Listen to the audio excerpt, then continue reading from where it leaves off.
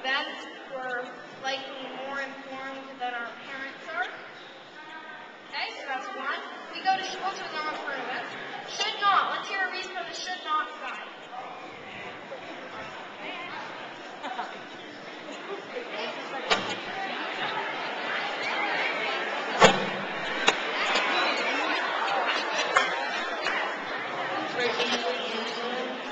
Easily influenced. Very good. We're at an age where people can tell us something and we'll believe it. We are easily influenced, and our votes may be swayed by the instruction of our parents or other adults. Very good. Okay, so let's hear another one from should. We're affected by what goes on in the political community just as those who are of age are. Very good. We are affected as much as those. Okay.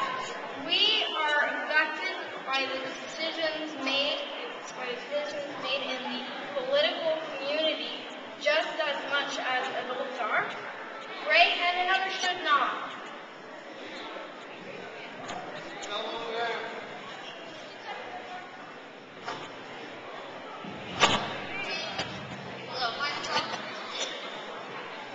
I don't think kids should because they wouldn't take it seriously.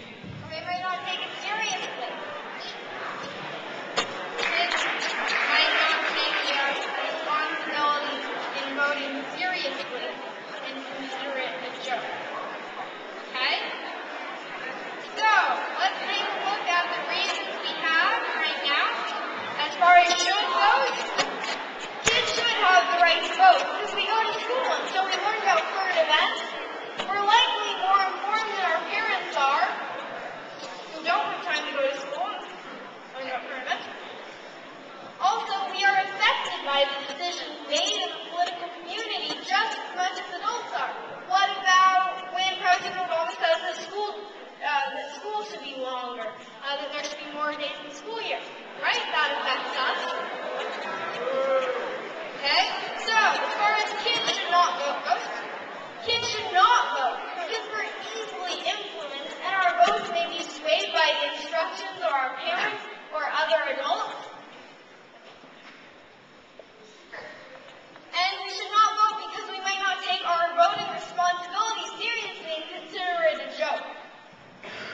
So there we go. We just came up with some persuasive writing details, and you can maybe write that in more detail. But see how easy it is to come up with just reasons for something, and that was totally random what I threw at you. Why kids should and should not have the right to vote. Now, another thing that you could do is if you knew who you were writing to, then you would be able to maybe tailor it toward your audience. So you can come up with reasons, and then also, a lot of times we are not writing to just one person, but to many people.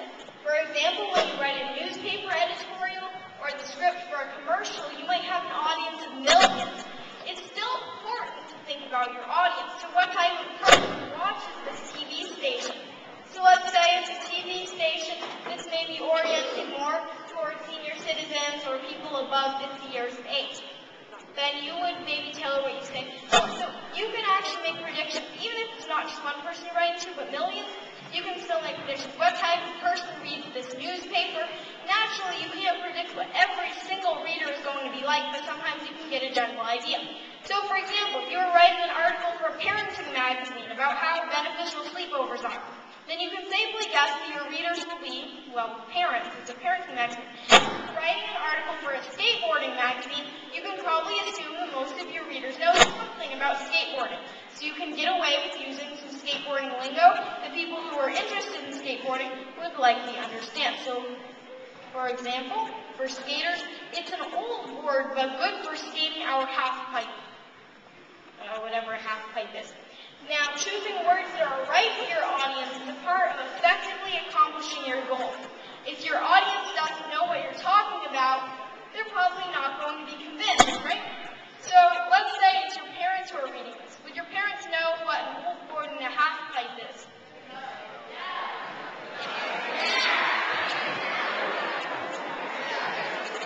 Unless your parents are super good skateboarders, then it's probably not likely.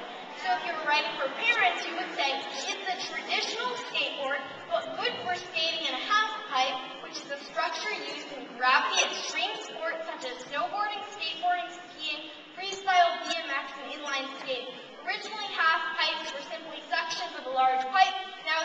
rock made of wood or concrete, and you might even want to explain like BMX or that kind of stuff. But what about this one? Let's do a quick practice with using persuasive words.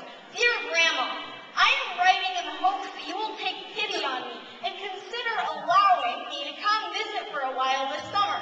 Our home is a madhouse, and I long for the peace and quiet of the countryside and some intelligent conversation. Here are some of the trials I currently face. So a quick note, when you're writing persuasively, buttering people up is some intelligent conversation. Okay, so here are some of the trials I currently face. Bethany just got a new Wii and she is driving me crazy. We share a room and she won't turn down the volume. Seriously, I want to kill her. LOL. As I lie in bed at night trying to fall asleep to the blast of chicken shit, I dream of the sound of waves lapping on the shore.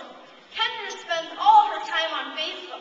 When she's not on Facebook, she's busy texting or IMing while blasting the latest mashup.